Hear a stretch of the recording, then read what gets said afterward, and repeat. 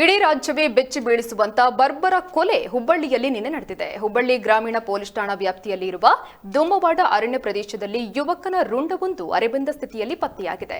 ವಿಷಯ ತಿಳಿತಾ ಇದ್ದಂತೆ ಹುಬ್ಬಳ್ಳಿ ಗ್ರಾಮೀಣ ಪೊಲೀಸ್ ಠಾಣೆಯ ಪೊಲೀಸರು ಹಾಗೂ ಧಾರವಾಡ ಜಿಲ್ಲಾ ಪೊಲೀಸ್ ವರಿಷ್ಠಾಧಿಕಾರಿ ಕೃಷ್ಣಕಂಠ ಭೇಟಿ ನೀಡಿ ಪರಿಶೀಲನೆ ನಡೆಸಿದ್ದಾರೆ. ರುಂಡವನ್ನ ಪರೀಕ್ಷೆಗಾಗಿ ಹುಬ್ಬಳ್ಳಿಯ ಕಿಮ್ಸ್ ಶವಗಾರಕ್ಕೆ ರವಾನಿಸಿ ಆತ ಯಾರು, ಈತನ ಮುಂಡ ಎಲ್ಲಿದೆ ಎಂದು ಮಾಹಿತಿ ಕಲೆ ಹಾಕುವ ಸಂದರ್ಭಕ್ಕೆ ಹುಬ್ಬಳ್ಳಿ ಗ್ರಾಮೀಣ ಪೊಲೀಸರು ಮುಂದಾಗಿದ್ದಾರೆ. ಆದರೆ ನಿನ್ನೆ ರಾತ್ರಿ ಹುಬ್ಬಳ್ಳಿಯ ಕೇಶವಪುರ ಪೊಲೀಸ್ ಠಾಣಾ ವ್ಯಾಪ್ತಿಯಲ್ಲಿ ಚೀಲವೊಂದರಲ್ಲಿ ಕೈಕಾಲು ಇಲ್ಲದ ಮುಂಡ ಕೂಡ ಪತ್ತೆಯಾಗಿದೆ. ಘಟನೆಗೆ ಸಂಬಂಧಪಟ್ಟಂತೆ ಯುವಕ ಯಾರು ಅನ್ನೋದು ಇನ್ನೂ ಕೂಡ ಪತ್ತೆಯಾಗಿಲ್ಲ. ಒಟ್ಟಿನಲ್ಲಿ ಯುವಕನ ಈ ಬರ್ಬರ ಕೊಲೆಗೆ ಇಡೀ ಹುಬ್ಬಳ್ಳಿ ಜನರು ಬೆಚ್ಚಿ ಬಿದ್ದಿದ್ದು 2 ಪೊಲೀಸ್ ಠಾಣೆಗೆ ಈ ಪ್ರಕರಣ ಚಾಲೆಂಜಿಂಗ್ ಆಗಿದೆ.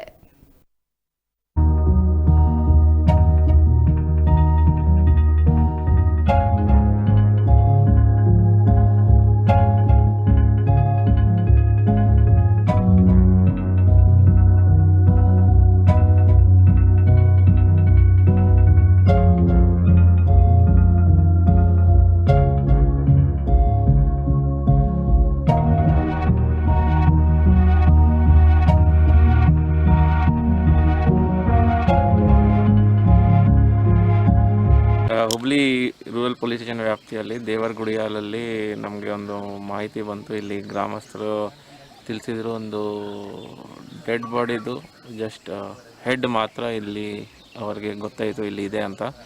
ಸೊ ಅದು ಗೊತ್ತಾದ ಕೂಡಲೇ ನಾವು ಇಲ್ಲಿ ಬಂದಿದ್ದೀವಿ. ಈಗ ಐಡೆಂಟಿಫೈ ಮಾಡ್ತಾಯಿದ್ವಿ ಇದು ಯಾರು ತಂದಿಟ್ಟಿದ್ದಾರೆ, ಹೇಗೆ ಇಲ್ಲಿ ಬಂದಿದೆ. ಮತ್ತು ಅದು ಡೆಡ್ ಬಾಡಿ ಸ್ಕಲ್ ಕೂಡ ಸ್ವಲ್ಪ ಸುಟ್ಟಾಕಿದ್ದಾರೆ. ಸೊ ಅದು ಇನ್ನೂ ಐಡೆಂಟಿಫೈ ಮಾಡ್ತೀವಿ, DNA ತಗೊಂಡು ಇದು ಇಲ್ಲಿಂದ ಏನಾಗಿದೆ ಅಂತ ಮುಂದೆ ಕ್ರಮ ತಗೋತೀವಿ.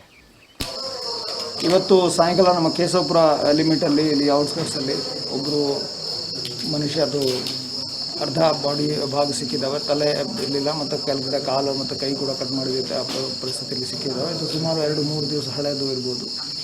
ಇಲ್ಲಿ ಬೇರೆ ಕಡೆ ಅಫೆನ್ಸ್ ಮಾಡಿ ಅದೊಂದು ಚೀಲಲ್ಲಿ ಹಾಕಿ ಇಲ್ಲಿ ತಂದು ಇಟ್ಟಿದ್ದಾರೆ ಅಂತ ಮೇಲ್ಮಟ್ಟ ಕಾಣ್ತಾ ಇದ್ದೀವಿ. ಇದಕ್ಕೆ ಸಂಬಂಧಪಟ್ಟಾಗ ಈಗ ನಾವು ಕೇಶವಪುರ ಸ್ಟೇಷನಲ್ಲಿ ಕೇಸ್ ರಿಜಿಸ್ಟರ್ ಮಾಡ್ತಾಯಿದ್ವಿ ಮತ್ತು ನಮ್ಮ ACP ನಾರ್ತ್ ಅವರು ಕೇಸ್ ಇನ್ವೆಸ್ಟಿಗೇಷನ್ ತೊಗೊತಾ ಇದ್ದಾರೆ. ಮತ್ತು ಇದರಲ್ಲಿ ನಾವು ಸ್ಪೆಷಲ್ ಟೀಮ್ ಮಾಡಿ ಆದಷ್ಟು ಬೇಗ ಈ ಕೇಸ್ ಪತ್ತೆ ಮಾಡಲಿಕ್ಕೆ ಪ್ರಯತ್ನ ಮಾಡ್ತೀವಿ.